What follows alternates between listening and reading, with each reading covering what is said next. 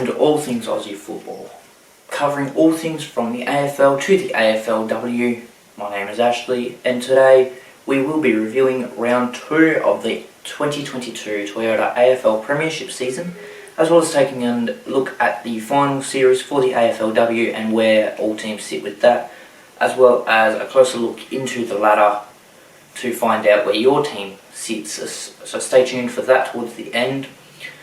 If you haven't already, hit that subscribe button down below, make sure it's gone from red to grey, put the bell on as well that's next to it so you get notified when we upload.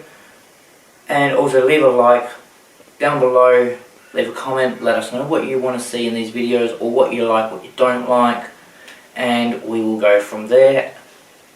But without further ado, let's get stuck into this.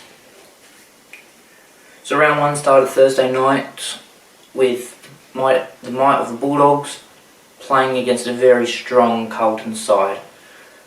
Bulldogs last week coming off a bit of a loss to Melbourne, grand final rematch. Again, best way to open up a season, grand final rematch, or even just having the team that won the premiership start the season. Bulldogs ultimately coming away with a loss to Carlton, surprisingly. I think a lot of people would have tipped Bulldogs, I know I did. Bulldogs unfortunately going down 13-12-90 to Carlton 16-6-102. A lot to take out of this game. Very high pace between the two. Bulldogs just very sloppy with the ball. Couldn't do anything about it. Carlton, well controlled, free flowing movement through. Played to the final siren. Never gave up hope. Even though the Bulldogs were in it the whole way. Unfortunately, going down by 2 goals. Not much you can do about it, but always next week for both teams, especially for the Bulldogs to try and get that first win of the season. Friday night footy, we were on our way to the SCG. Big game. One of the biggest games that I reckon would have stopped the whole of Australia to sit there and watch. Buddy Franklin kicks his 1000th goal versus Geelong. What a way to do it in front of your home crowd at the SCG. You got your family there, your girlfriend, your kids, you got everyone there screaming your name. They're all flooding onto the field, celebrating with you. 1,000 goals is a magnificent milestone that we probably will never see again in our lifetime. So congrats to Buddy on that. But now it's back to business, back to try and chase down that premiership. He's only the 6th person to do it, so congratulations to Lance Franklin. But with that being said, Sydney obviously came away with the win. Last quarter went for a record 61.5 minutes, to the point that the scoreboard had actually forced itself to reset the clock back to 0 once it ticked over that hour mark. So a minute had ticked off in the last quarter apparently, but it is classified as the longest quarter in AFL history. Sydney were running away 17-5-107 to Geelong's 10-17-77. The veterans of Geelong couldn't get it done. The might of the Swans just blew it out. And especially with the help of Buddy Franklin, the 1000th goal, it was just awesome to see. So again, congratulations to him, and can't wait to see what the future holds for Lance Franklin and the Sydney Swans. See what happens this year. We shift to the Saturday football. Collingwood Adelaide squaring off. Collingwood absolutely dominating Adelaide. Dominating whole game. I can't say anything else but they dominated. Collingwood running away with a 15-10-100 to an 8-10-58 win. Just absolutely phenomenal. Can't go by it. Collingwood are looking stronger than ever. Let's hope they keep it up. Let's see how far they go into the season. Essendon playing Brisbane, Marvel Stadium, an Essendon home game obviously. I thought this was going to be one-sided. I thought Brisbane were going to come out and go bang, bang, bang, see you later. We're heading home, we'll take the 4 points with us. Brisbane did get the 4 points, but Essendon did stay within touching distance of it, just unfortunately kind of fell off at the back end of the last quarter, and they ultimately went down 10-15, 75 Essendon. Brisbane 15-7 at 97. Great game for both teams. Can't wait to see what the fixtures do for the rest of the season. Can't wait to see how they play, and if Essendon can actually get off the bottom of the ladder, well, that would be good to see. Again, next game that was played after that one was just an absolute slaughtering. Adelaide Oval, Port Adelaide home game versus Hawthorn. I was expecting a relatively even game, not very one-sided like it ended up being. Hawthorn accuracy was absolutely perfect. They ended up kicking 19 goals to Port Adelaide 7. Just absolutely slaughtered them. So Hawthorn go on and win the game 19-6, 120, Port Adelaide 7-14, 56. Going into the showdown next week, Port have a lot of work to do if they want any chance of winning against the Crows and bringing home the first 4 points for the year for the footy club. The last game for Saturday, Gold Coast Melbourne. I think everyone was expecting this to be a blowout for Melbourne. Played at Metricon, Gold Coast relatively strong up there, but they still have a lot to learn across the years. Gold Coast 10-9, 69, Melbourne 12-10, 82. I was expecting a massive margin, something along the lines of like the Hawthorn Port Adelaide game or even Collingwood and Adelaide. But Gold Coast kind of kept in it. Gold Coast were doing extremely well to be able to stay within touching distance up until the last quarter. And Melbourne just came out again and showed why they are reigning premiers. Why we should be scared of Melbourne Demons heading through the season and potentially well into September. They might be pushing for a quest for back-to-back premierships. So watch out for Melbourne. They're on the hunt to keep that premiership in at the MCG, obviously, and to keep it with the Melbourne Demons for the likes of Neil Danaher and all the other Melbourne legends. I haven't seen one in person for quite a while since they were playing. They won it last year, but it was at Optus Stadium. They didn't get to play at the G in front of all of their friends, family, the Melbourne faithful at the G. We just got to wait and see. I wouldn't mind seeing it again, but at the MCG it'd be nice to watch. But I can't see Melbourne going that far. I reckon they'll crack towards the end. So on to the Sunday footy. Ultimately, big game for West Coast. Must win against North Melbourne. They end up going in with a record 14 different changes to their round 1 clash against Gold Coast. That set a new AFL VFL record for the most changes for one team for one game. They ended up starting 13 out due to health and safety protocols and injuries with training and players unavailable to play. But ultimately one person went down before the ball was even bounced, went down in warm-up. I think he injured his knee from memory as they were speaking to Adam Simpson on Channel 7, which ended up with them having to call up someone else to become medical sub or bring someone else in to play. So, unfortunately, West Coast, they did suffer another loss at the hands of North Melbourne. North Melbourne running away 10-14-74 to the Eagles, 8-11-59.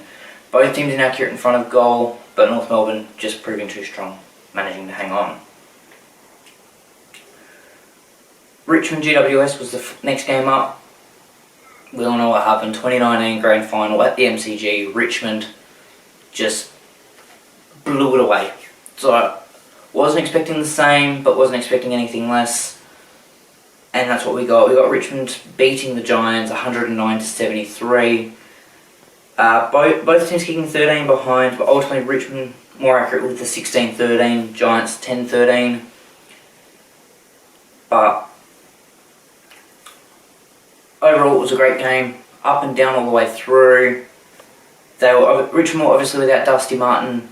Dusty lost his dad a couple of months ago, so he's asked for time off from the football club and from the AFL to go and kind of reevaluate where he's at in terms of what his playing future looks like, but also potentially taking over his dad's business. So hopefully we see him back out in the footy field. They're not ruling anything out, but that's all up to Dusty now. It's all in his hands, and we'll hope to see him out there. He's a great player, fantastic player. Can't go past him. Probably not going to see anyone like him again, but we'll find out. So ultimately Richmond ran away 109-73 winners over the Giants at the MCG. The very last game of the round, Fremantle St Kilda. A game I consider, like most people are saying, a must win for the mighty Saints. And that's what they've done. They won. They came from St Kilda, they flew to Perth, they took home the 4 points, went back, happy as anything heading into a training session the week. Playing Richmond next week, obviously another big game. We'll get into that in the next episode. But St Kilda coming over, playing in the West, in front of the Purple Army, is hard. But St Kilda running away 9-11-65 to Fremantle 8-7-55 victors. What a mighty win by the Saints. Great job by the boys. Can't fault anything that they've done. A lot of positives for Fremantle to take out of it. You can't go past it, and I can't wait to see what the future, or especially this season holds for both clubs. Both on the right path, looking at potentially pushing for a final spot. So, massive round of footy just done.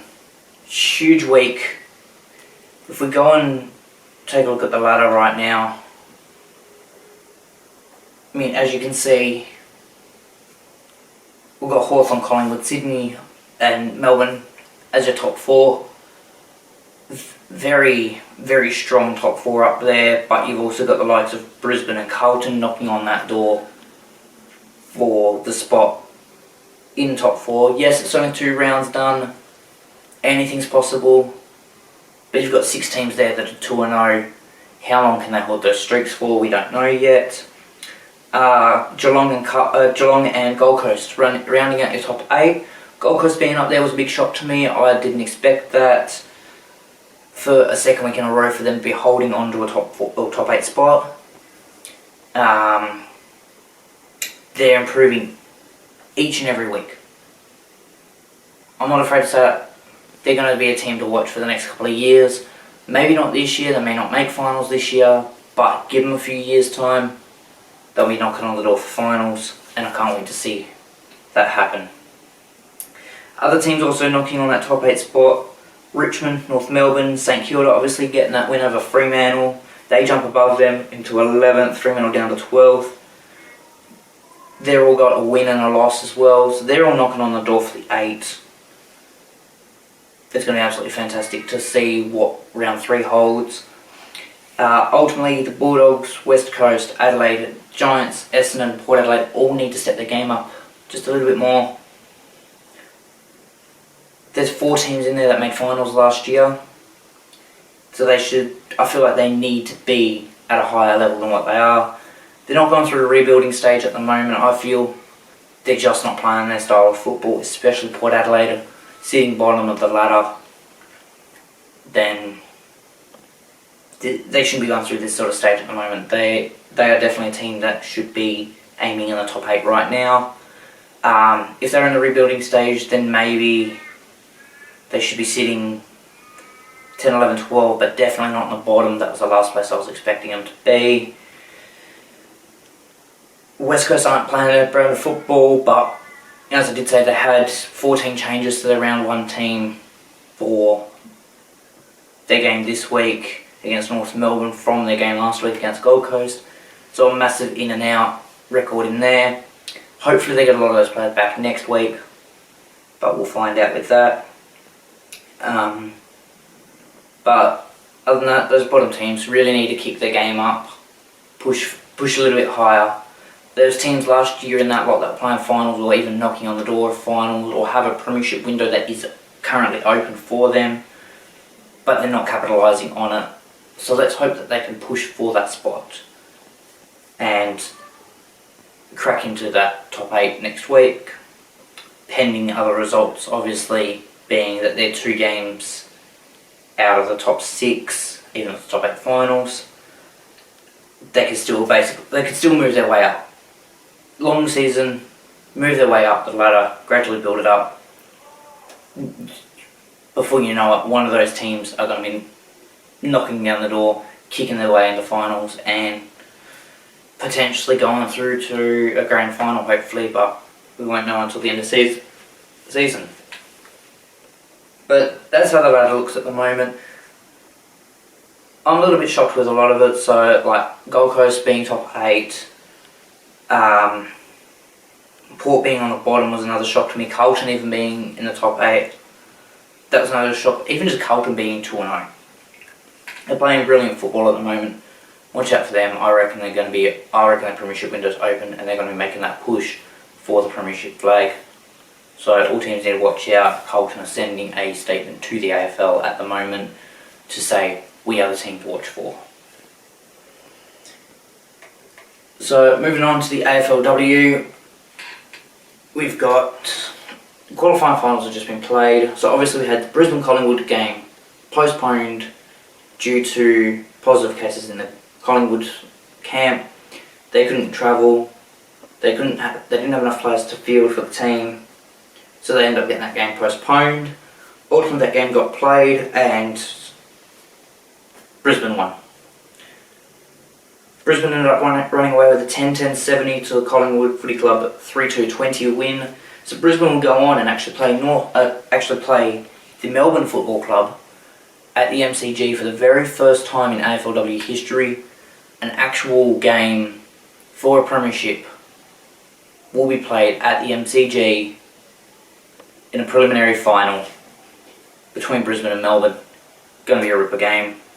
The other final that was played, North Melbourne and Fremantle Arden Street. Fremantle, too strong for North. Running away with 11-3-69, 4-7-31 win. Fremantle accuracy, phenomenal. Best I've seen it from them in a long time. North Melbourne, well, who knows where they could have been at with those 7 behinds that they kicked with 4 goals. It could have been a lot closer. They could have escaped with a win. A little bit more defense. A lot to work on. Great improvement. Making finals. Go back. Look at the game plan. Watch prospects heading into the draft for next year.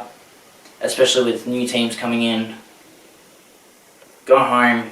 Look at your season that you just had. What can we improve on? Okay, well, let's make the next step in finals. Let's go and play in a preliminary final or semi-final or whatever it may be next year with the 3 new teams coming in. But there is a lot of positives to take back from North Melbourne season and Collingwood season. Bailing out first week of finals. That's not the issue. They made it in there. How will they play? How will they go about it next year?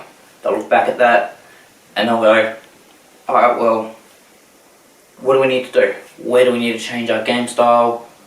What do we need to look for with our draft picks? And we'll go from there. So next week's fixtures, which I'll elaborate more on next episode, is obviously Fremantle and Adelaide being played at the Adelaide Oval. That's going to be a ripper of a game, as well as Brisbane and Melbourne, like I said, first game at the MCG. Another ripper of a game, back-to-back games on a Saturday.